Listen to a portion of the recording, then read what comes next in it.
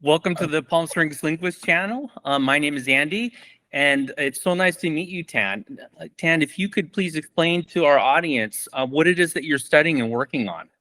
Yeah, thank you so much for having me here and giving me this opportunity to share with the world that our very interesting topic. Hopefully the audience will also find it very interesting. So we work on individual differences in L1 ultimate attainment. Now, when I say individual differences, we obviously can cover genetic differences in speakers and the cognitive machinery of speakers. But what we really focus on is how L1 speakers diverge from one another in terms of the grammatical knowledge, right, of their native language. And obviously, it would be very fun and cool to check out genetic differences, but I don't necessarily have the qualifications to do that. So what we do is we focus on print exposure related differences. Okay. So we check out, we measure how much people read, how often they read, and then see how this variance in reading can lead to differences in their morphosyntactic knowledge, their, let's say, grammatical knowledge. Right. So is this study in what language, or is it across different languages that you're studying, or are you focusing in on a specific language? Right. So at the moment, at least for my part of the project, I focus on Turkish, L1 Turkish speakers. But obviously, as a group at FAU in Germany, we have researchers focusing on Polish, on Albanian, on Mexican Spanish, on Greek. So, altogether we do cross linguistics, but for myself, I just work on Turkish. And just the fact that it happens to be focusing in on Turkish, I just want the audience to know. So where are you located and where are you from? Right. I'm from Turkey, the south, the Mediterranean Riviera of Turkey. And I'm at the moment located in Ankara, Turkey, where I work at Bilkent University as a part-timer. I give a class on psycholinguistics. So it's been fun so far. Oh, very good. I've only spent one day in Turkey on a cruise. It was in Ephesus, and it was so beautiful that I would love to go back someday and do like a real vacation there. You should. You should. Yeah. It actually reminded me, I'm in Palm Springs, California, in the United States, and it surprised me how much the terrain actually reminded me of California. It does look very much like California, because I think California has a similar climate to what the Turkish Riviera has. So every time I go back to my hometown, I'm like, oh my God, this is like California, even though I've never been to California. So cool. Okay, back to the linguistics. All right. So I guess what I would very much like to point out today is three things. Number one, in linguistics, but also in just general public, right? People have believed for almost now thousands of years that all native speakers, all first language speakers, kind of converge, uniformly and successfully on what seems to be the same grammar, what seems to be the same linguistic knowledge. And we take this for granted, both as generativist linguists and also as cognitive linguists. So that's something that I would like to talk about based on my research, where I compare illiterate Turkish speakers and literate Turkish speakers, because that's one of the groups that hasn't really been addressed in research that much. And if you compare illiterates versus low literates and high literates, so people who read not as much and then people who read a lot, right? You really see this gradient difference in terms of how they perform on, say, even the most basic grammatical construction. So I'd like to point that out throughout the conversation. The second thing real quick question about that. Then when you're talking about their language output, are you talking about their language output on an oral level or on a written level or both? Right. So in the experiments that we designed, we test their receptive language, so to speak, Okay. right? So, I mean, I'll talk about it once we get to it again, but Okay, I'm sorry. Go ahead. oh no, please don't worry about Yeah. it. It's so the task that we have developed by Eva Dabrowska is a very simple task. So you have two pictures, right? So picture A and picture B, and then you read out the construction that you're testing. So if it's, I mean, one of the constructions that we're testing is the Turkish passive. So in English, it would be something like, show me the girl that is being pushed by the boy, something like that, Okay. right? In one of the Yeah. pictures, the girl is pushing the boy, and in the other Right. one, the boy is pushing the girl. And it's a very simple task. It's not really cognitively demanding. You can Right. use this with kindergartners, you know, it's pretty easy. And so we use this design task to test their receptive grammar, so to speak. And even there, we see individual differences. My study, differently from the previous studies, I also test the productive skills of illiterates and literates, in which we use the frog story. So we get them to narrate this story. So we Okay. look for linguistic expressions and how diverse the linguistic expressions are. And then we get them to produce the passives and some of the relative clauses in Turkish. And hopefully on Monday, we will have a fun experiment called the referential communication task, in which you put pairs and then you give them two pictures, same picture with, you know, 7 differences or 5 differences, and then Right. they need to communicate with one another to find these 5 or 7 differences in a limited time. Okay. So it's going to be fun. Who knows? Yeah. Anyway, so that was the first point that I wanted to raise, or I want to raise in this conversation. The second one is what the implications are for, you know, second language speakers, or for second language research acquisition of some sort, because obviously the implications are not only limited to psycholinguistics or L1 acquisition. Right. And finally, I would also like to talk a little bit about, not necessarily talk, but, you know, raise some awareness for illiteracy around the world. We take it for granted that, you know, we were almost born this way. You know, we were raised in a literate country, and we went to school and we learned how to read and write. But then, you know, you meet these illiterate people, and it's such an interesting experience, even to see that today in a relatively developed country, or countries for that matter, you find illiterate women. And I emphasize the word women because illiteracy tends to go hand in hand with women and other minoritized groups, unfortunately. So, yeah, I guess we can here. Something I find interesting about that is that I have the feeling that I don't have research to back this up. This is just my observation, but I have the feeling that that's different in different cultures and in different countries.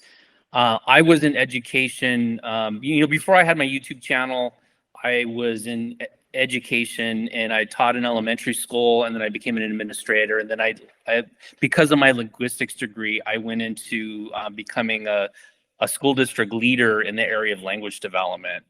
And so, you know, we would look at the data really closely. And one of the issues that we had that was very common in the United States is that girls outperform boys. Right. So it looks like it's possibly the opposite of some other countries. And so that's something that I find fascinating.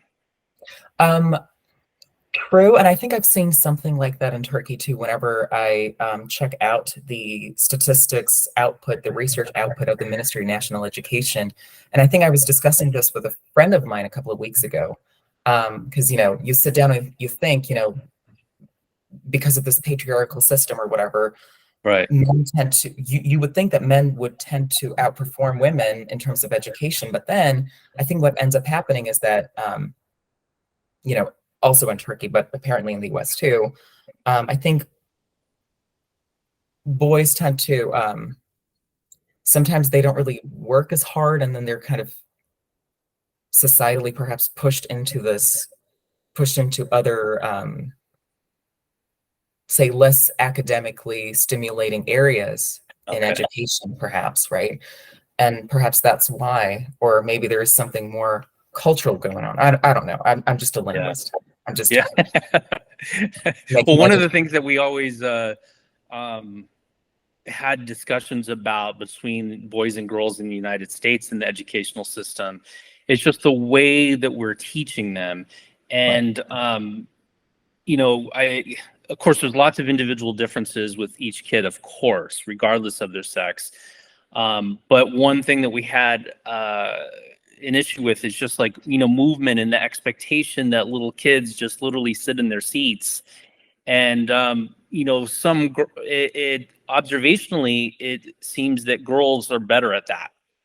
Right. So the way that we teach possibly suits girls better than boys. Potentially, yeah, because, you know, I mean, I have every belief that boys are every bit as smart as girls. It's us as the adults, what we're doing, that's creating this. Yeah, potentially. Yeah, that's a very interesting. Potentially, right? Potentially, exactly. I should probably do some more reading on it sometime whenever I have the time. Okay, good. So, should I then perhaps go off into go for it, and we'll discuss it. Differences? Okay. So as I said at the beginning of the conversation, we take it for granted that it seems as if all native speakers, and you know, I don't for the sake of this conversation, I don't necessarily make a difference between the terms native speaker and L1 speakers. I know that there are implications of each term, but for simplicity's sake, I'll just use both terms interchangeably. Sounds good.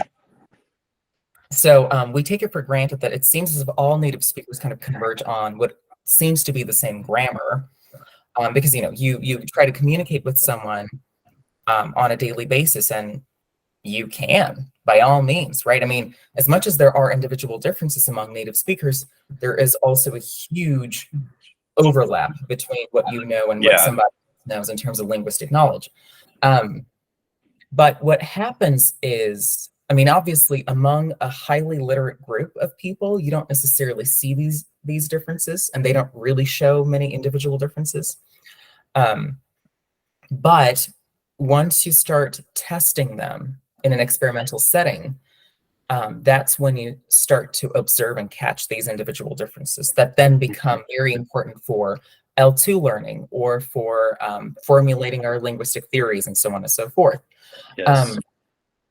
So as I said, individual differences can stem from differences in your genetic composition, differences in your socioeconomic status, in what country you were born, in what kind of an environment you were raised in.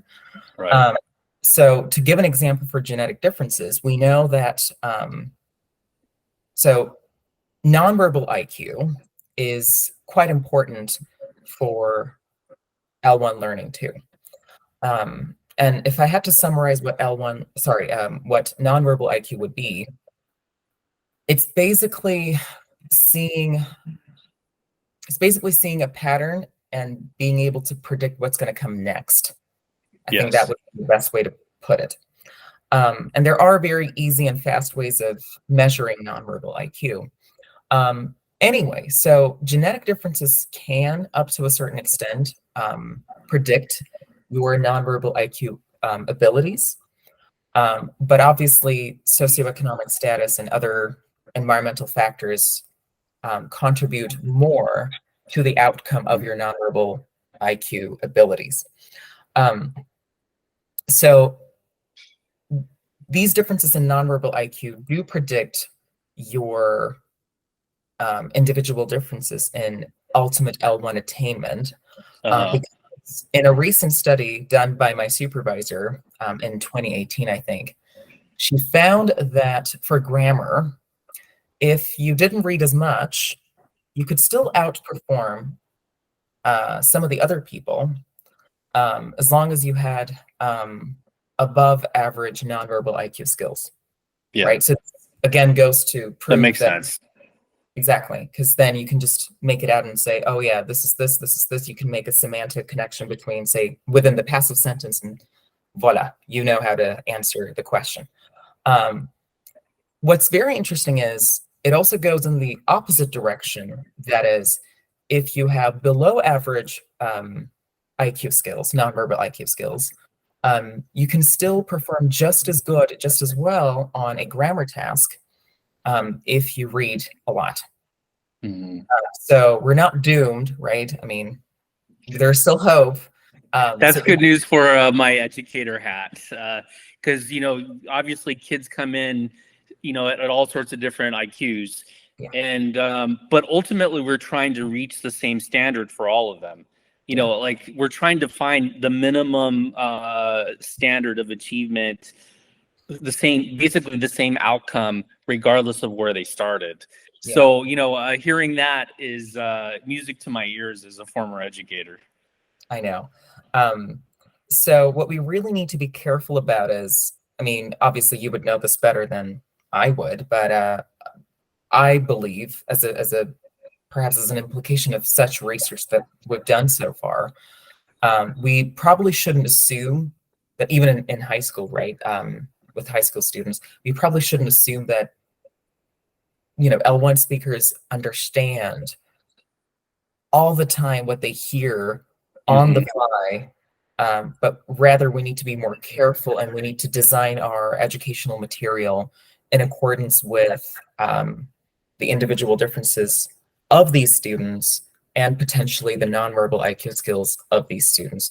And perhaps, I mean, obviously this is a very big if, perhaps then some of the disadvantaged groups in terms of individual differences or nonverbal IQ skills, then they could perform just as well on academic material, is one of the tangent points I was trying to get to. So you might wonder why we have this belief, that this so-called convergence hypothesis, that is, we all kind of converge on the same grammar as native speakers. It stems from the Chomskyan paradigm, from the generativist approaches, so the universal grammar hypothesis, and so on and so forth. Obviously, the convergence hypothesis is part of a larger set of hypotheses within the generativist paradigm, but I'm assuming it's one of the strongest hypotheses or assumptions within the approach itself, because up until very recently, perhaps the beginning of the 2000s, people couldn't really say no, this is not right. Right. Yeah. Some of the other assumptions have been proven wrong or proven insufficient, but Right. people up until the 2000s couldn't really say, native speakers don't really converge on the same, they couldn't say that. Right. But now, with more research coming out of different parts of the world, from both weird and non-weird samples, we're really seeing that is not the case. And what Chomsky referred to as the native speaker, as like the L1 speaker that converges on this grammar, is probably a very, very highly educated, potentially a university lecturer of some sort, type of a speaker. Okay. Yeah. Because I'm pretty sure you know this better than I do. Education, on average, each year increases nonverbal IQ skills from anywhere between 3 to 5 points, right? The more educated you are, the higher nonverbal IQ scores you tend to have.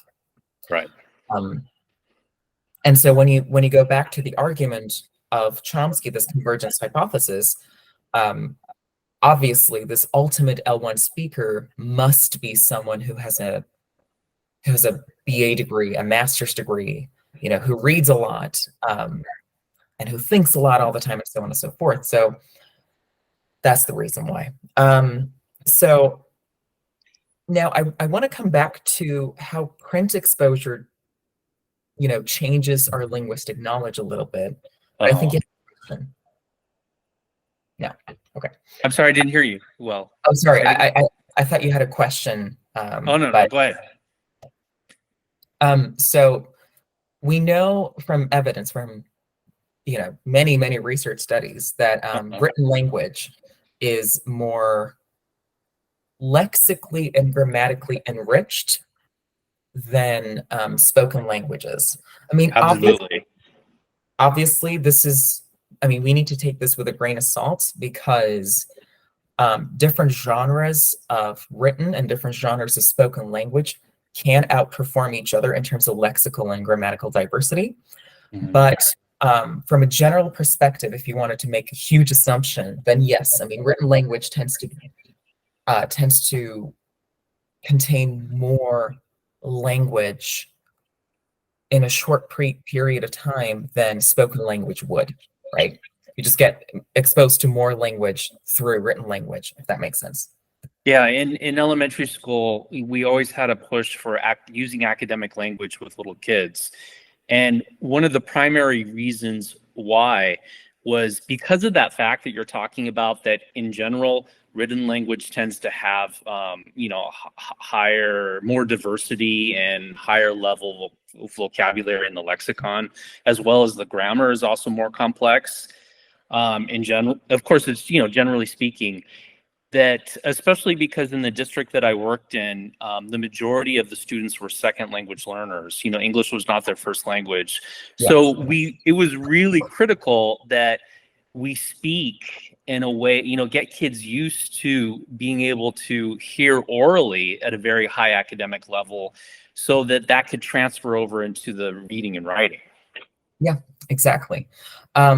What's very interesting is that home literacy, I think that's what it's called academically anyway, but reading and writing with the kid at home is quite important for the development of their linguistic skills later on in life. But also it's perhaps one of the most important predictors of academic success later on in life, because when you go to school and you have to deal with algebra, chemistry, this and that, you have to deal with complex language at the same time, and your working memory should be able to keep up with such cognitively demanding tasks.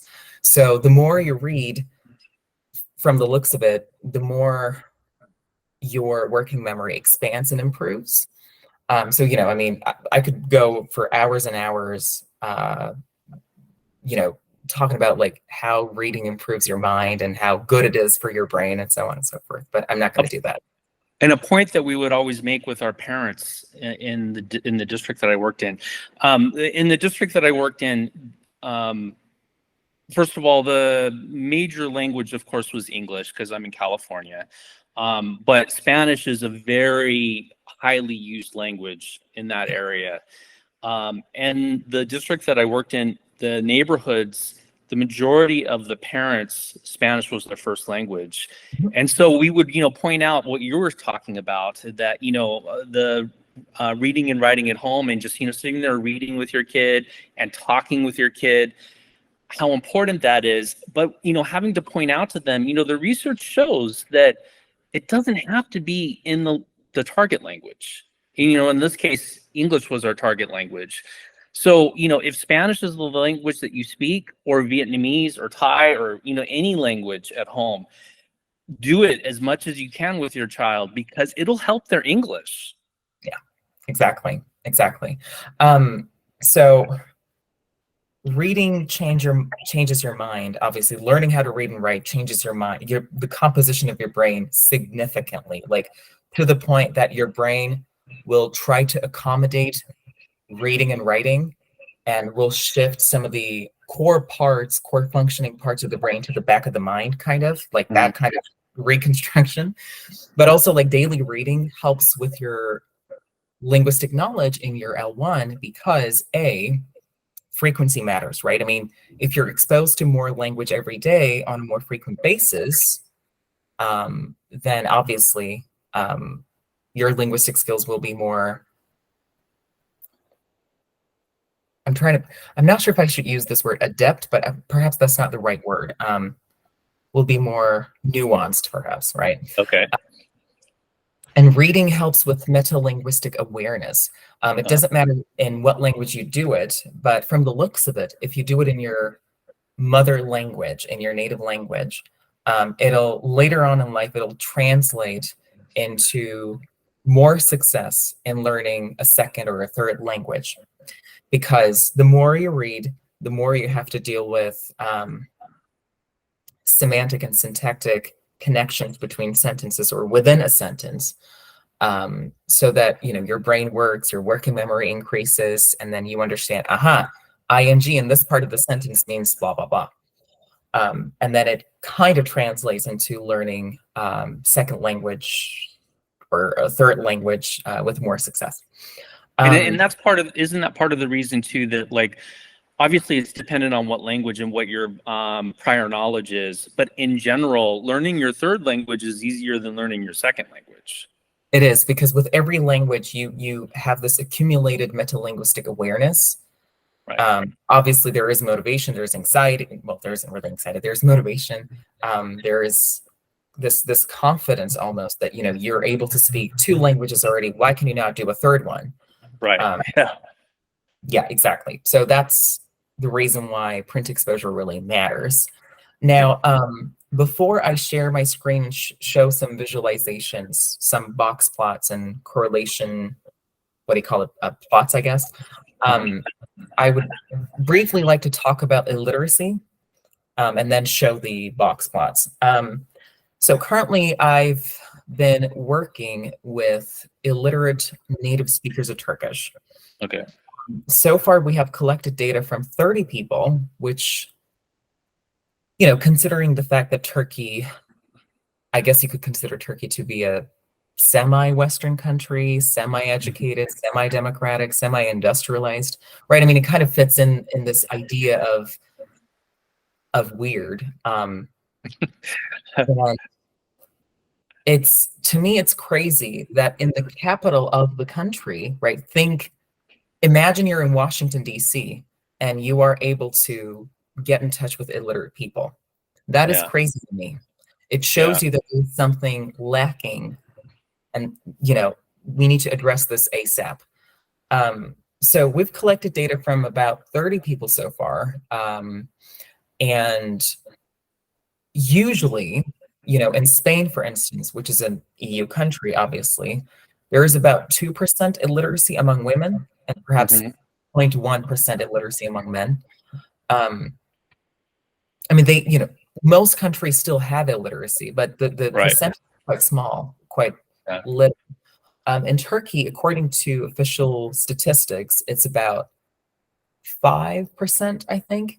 But based on my conversations with some of the teachers who work in educating illiterates, they told me that sometimes they have to rush through the material and give students the certificate anyway, which then is counted in the official statistics, but then they go out and they venture out in life, but they can't really read. So there is the on record illiteracy rate, and then there's the not on record illiteracy rate still.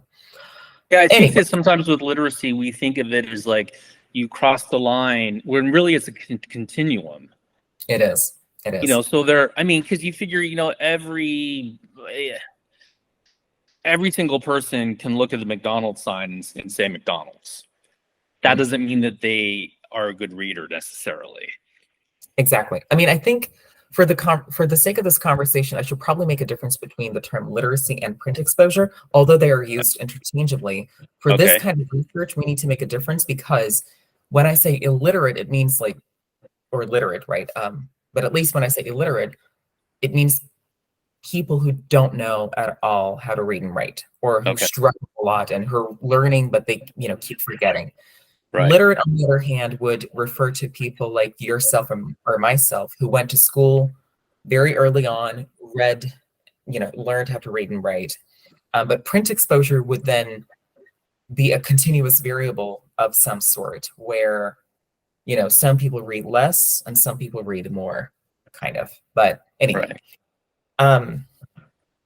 So in the experiments that I had, I tested, obviously, using the picture selection task method that we had. I had 64 sentences, and I tested, I think, 8 different constructions.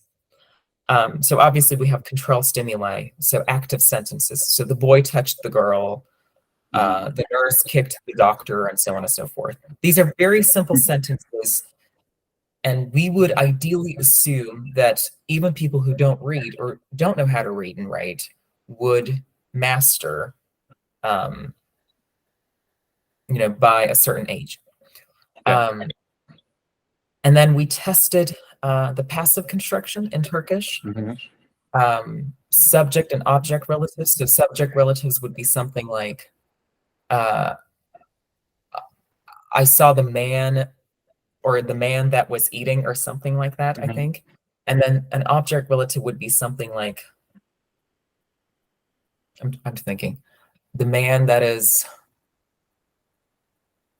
the elephant that the lion washes. I always use this example because that's the only example I can remember. But anyway, so these are pretty complex sentences in English and Turkish, some of the other languages.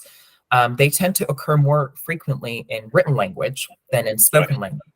That doesn't mean that it doesn't occur in spoken language. It does. It's just the per million frequency in a corpus is perhaps, the difference is something like 5-fold or 6-fold, sometimes even 10-fold. So it's quite important. What this means, we would hypothesize that people who don't read as much, or people who don't know how to read and write, that is, who probably have never read in their life, would only have lexically instantiated or lexically prefabricated instantiations of these constructions. That is, these constructions obviously occur very frequently with some specific verbs, right? So they kind of become chunks almost. So, if I had to give an example for the ditransitive, it would be something like, she gave him a book. When I say give or gave, you understand the meaning almost automatically. But if I were to give a sentence like, she begrudged him the hate, or I don't know. I mean, I don't even know the sentence myself, but it would take more time because the speaker hasn't had enough exposure to abstract upon this construction, kind of, right? Anyway, so that's what we're testing. There are 2 other constructions that we tested, the so-called quantifiers. I think in English it would be something like, every cookie is in a plate, probably. And then every plate has a cookie. Right, so these are quantifiers with every and one, or a. So we tested those, and the results are quite interesting. And perhaps this is the part where I should show it. Sounds good. So what I want to show is these 2 figures, kind of. So they go in the same order. So this one is control down here. Passive, SRC is subject relatives. ORC is object relatives. Q is every cookie is in a plate, so quantifier. And then this one is every plate has a cookie. And then remove is, I didn't really know what to name this construction, and I don't think I can translate it at the moment, but we don't really talk about it right now. So if you had to take a second and guess which figure is for which group, literate or illiterate, what we should really focus on is the blue points, the blue things.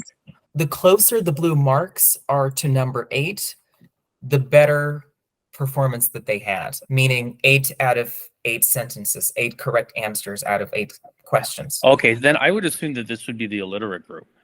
Yep, exactly.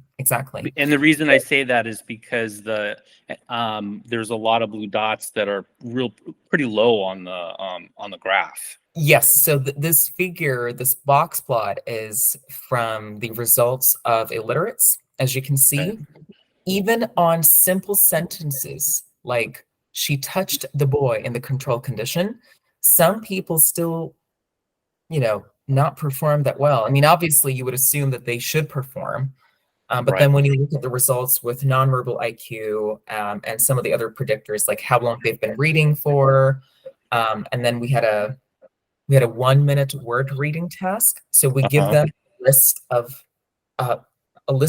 120 words, and we ask them to read these words as fast as they can, as correctly as they can in 1 minute, and then we count them.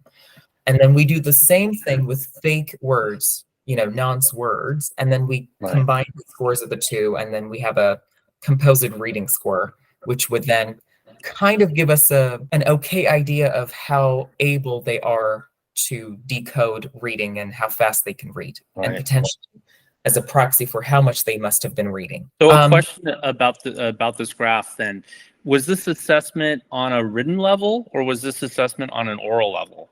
How was it administered? It's oral, right? So we show them pictures. Oral.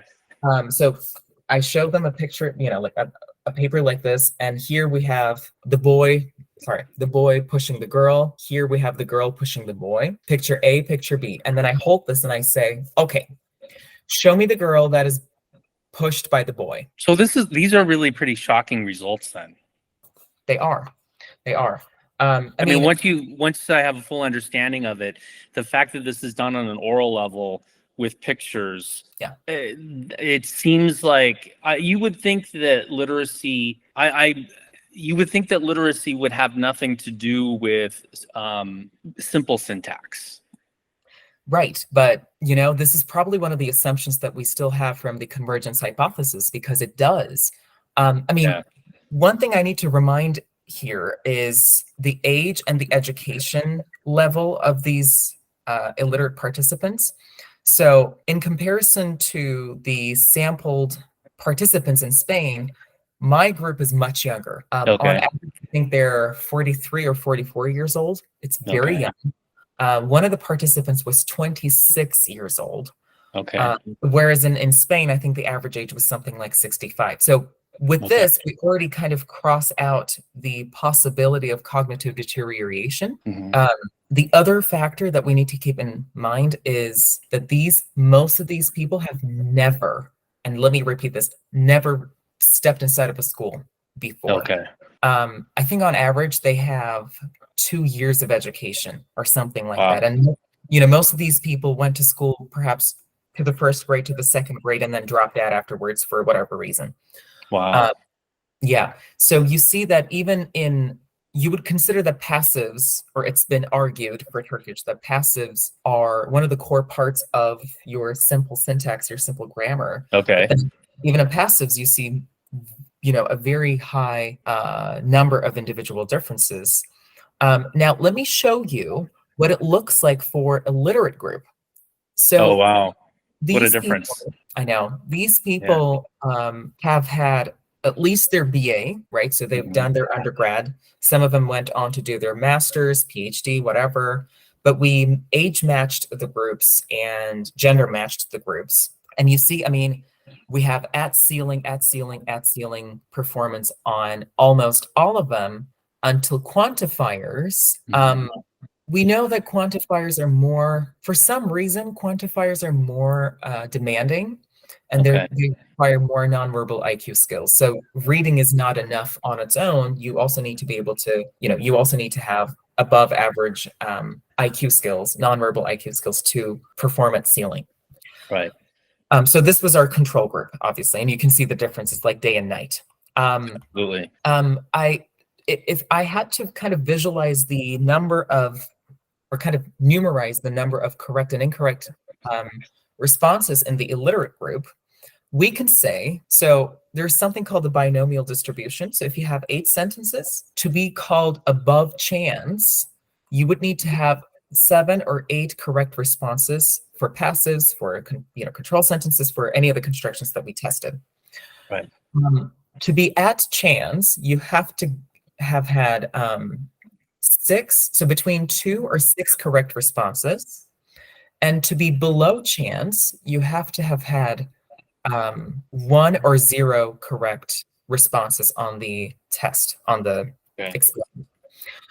So as you can see, so this is for illiterates. I haven't done this for illiterates because they would all be above chance anyway. Right. As you can see, 26% of the participants, so out of 30, that would be 8 people. 26% of the participants are at chance and control sentences. Sentences like, she touched the boy. And then the results get dramatic when you come to passives. So she was pushed by the girl. 73% of the participants, so 22 out of 30 people performed at chance. Only 26% performed above chance, meaning that they had 7 or 8 correct responses on the experiment. And this goes to show you that these people only have probably a lexically prefabricated representation of the passive construction in their mind. So I have a quick question about the difference between Turkish and English. So in English, certainly a passive construction is very common, but it's active is probably more common. But nevertheless, they're both common. I know it exists in Turkish, but would you say that the passive construction is used just as much as English, or more or less? In what modality, though? In spoken or written modality? Oh, yeah, that's true. That would be true in English as well. It would be different. Certainly if, okay. That's why.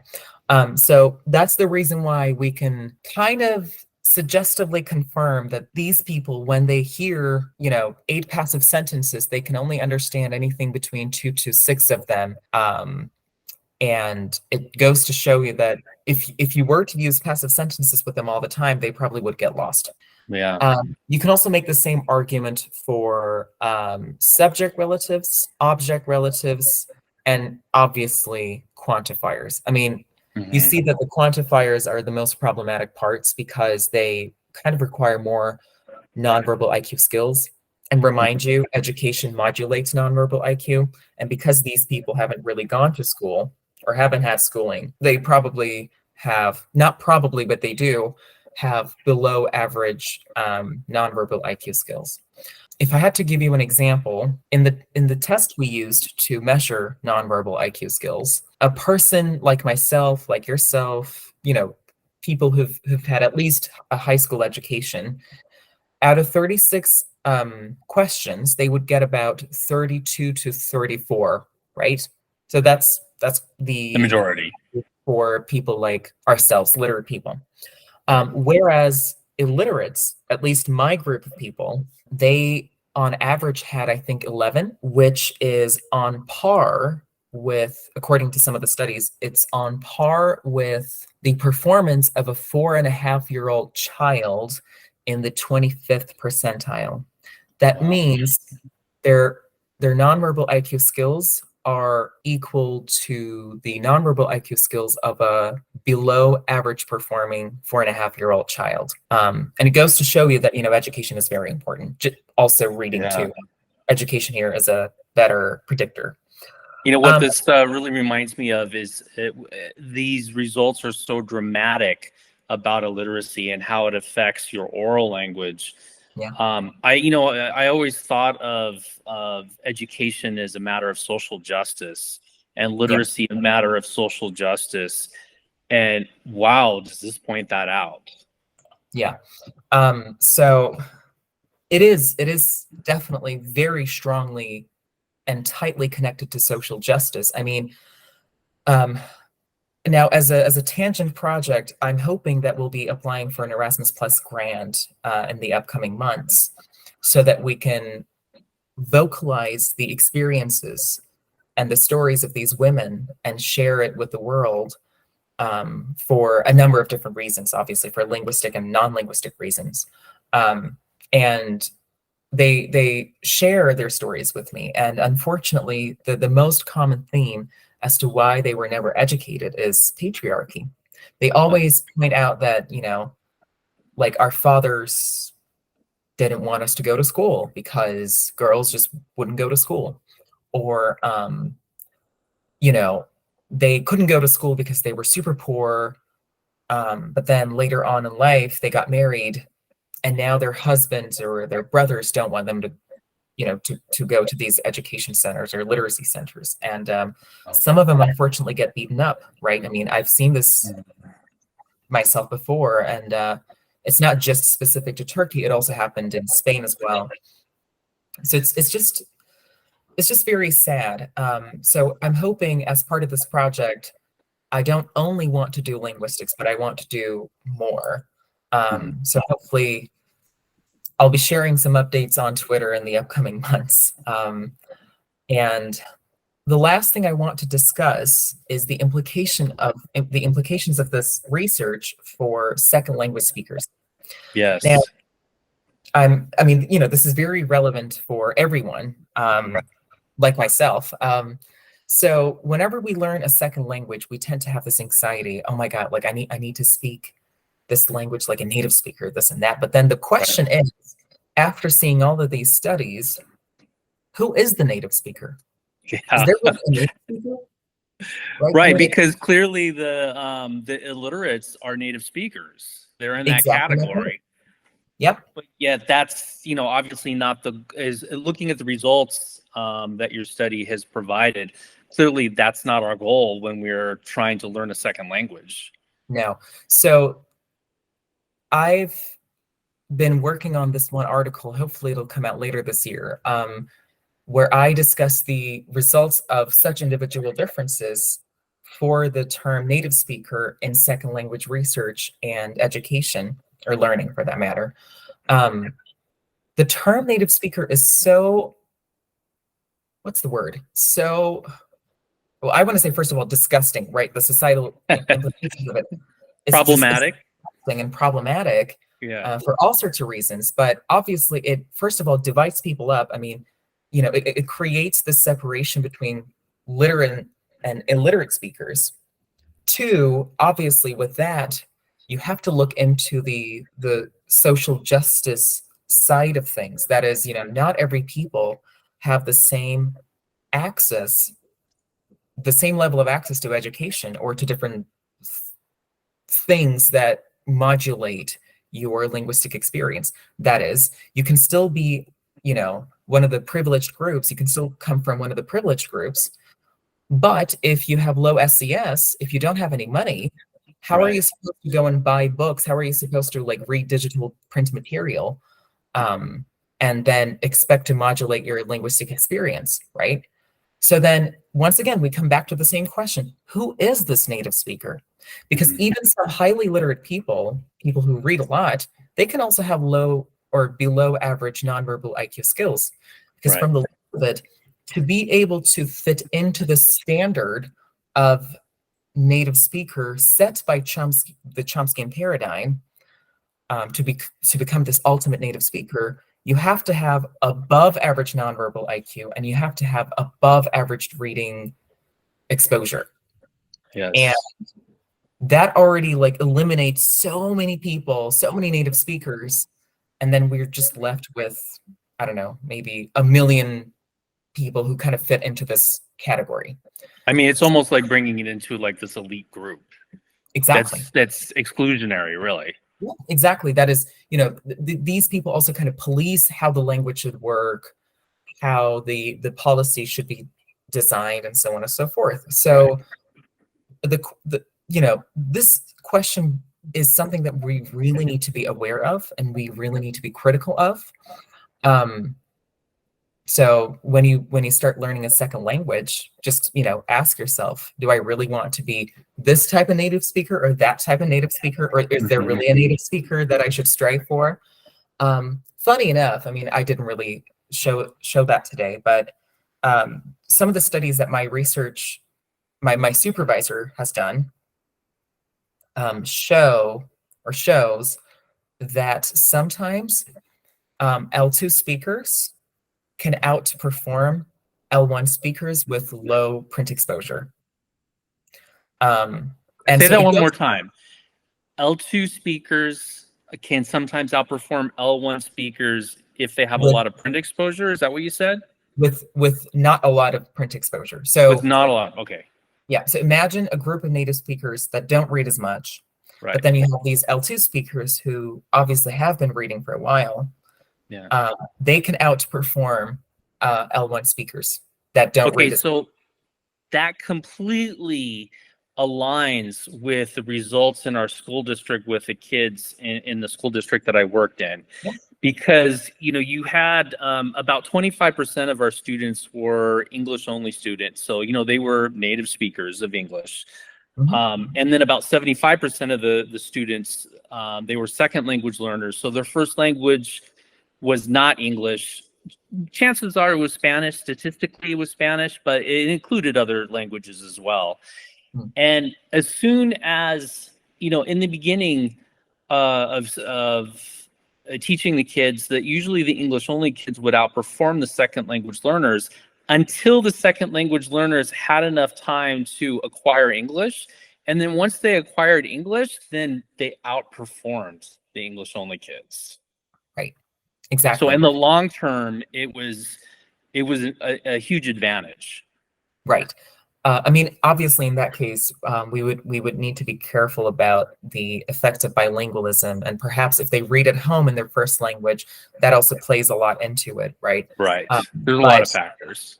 Exactly. But at the end of the day, what comes down to it is, if I had to give like a take-home message to people, number one, there's still hope for L2 learners. Yes. We're not hopeless. If anything, we should probably liberate ourselves from the societally or academically dictated terms of native speakerism and so on and so forth in education, in learning, in research. It doesn't matter. And number two, just keep reading. Just keep reading, because that's very important. And number three, I mean, this is a very cliche, I guess it's a proverb, I'm not sure. But it goes something like, you never know what kind of battles other people are fighting, I think. Yeah. If I had to adapt this to this conversation, I would probably say, you never know how much other people understand you when they listen to you. Right. So never make assumptions, even if they are native speakers, even if they come from a privileged group, even if they have high academic attainment. Just make sure that you don't make any assumptions about communication. That makes me think about teaching. Like, one of the core things, I did a lot of work to support teachers and their professional development. And one of the things that we really focused in on was checking for understanding. And because, you can teach all day long, but it's not about what you teach, it's about what they learn. And the only way you're going to know what they learn is if you ask them questions to make them reveal it. Yeah, exactly. I mean, I don't really want to like diverge and then go off on a tangent here, but some of this, so because I teach this linguistics course and I work with psychology majors, they're not necessarily linguistics major. Right. I often have to make references to like some of the basic psychology studies or psychological studies that require language, one of which being theory of mind. That is how we study what people think of other people's mental states. So it's something like, I think that he must be tired. I think that she must be whatever, right? And in one of the studies that I pointed out, which was very interesting, they compared weird and non-weird samples, and then they found that once you start doing cross-linguistic studies and not just work on English, you find this difference between how often different groups of speakers, different children from different languages, use various theory of mind clauses like I think, I assume, I believe. Because apparently some languages in spoken language have more of these constructions than in written language. I think Turkish was one of those examples. I can't really remember because it's been but so it just goes to show you that even in something as simple as I believe, I think, you can still see differences. So the point is, whenever you do research, don't make huge assumptions. Like, unfortunately, Uncle Chomsky did once upon a time. Yeah. And I think that's a good thing to walk away with. It's like with any research, you have to. One of the important things is to ask is, what does this not show? What does this, what is it showing? But also, what is this not showing? What are all of the variables? Because those variables really matter, and it's not that it doesn't have something to show. But, to get we want to look at the full picture to really understand it. Yeah, exactly. And this research study is only one piece of a bigger picture. Yeah, exactly. Yeah. One of the things that I always try to teach to my students is that correlation is not causation. I mean, the human brain is so simple that it wants to make connections between X and Y, X caused Y and so on and so forth. But once you start doing some statistical modeling, something as simple as like a linear model, and then you look at the predictors and how much they account for the variance, then you start to see, yes, there are correlations, small or big, perhaps all of them are significant, and they're telling you a story, but then they really start to make the story more interesting once you look at how much each predictor can account for this variance. And then you see, I probably shouldn't make a causation connection between X and Y. It's rather X kind of causes Y because Z is so high or something like that. I don't know. Well, this has been really fascinating. Your study is very interesting, and I wouldn't have predicted how much it made me think about my career in education. Because, this has to do with literacy. It's like, well, the core of elementary school is literacy. That's kind of the number one thing. The number one reason why we exist as elementary schools is literacy. So all of my teacher friends out there, you have reinforced so many of the things that they believe and given some data to back it up. So I thank you for coming onto the show. This was really interesting. Thank you so much, Tan. Thank you for having me, and thank you for giving me a platform to make this research more publicly available, because I hate when researchers kind of gatekeep their findings and put it in very difficult wording. I mean, I try to avoid it as much as I humanly possibly can. But again, thank you for giving me a platform to share it with the world. Thank you very much.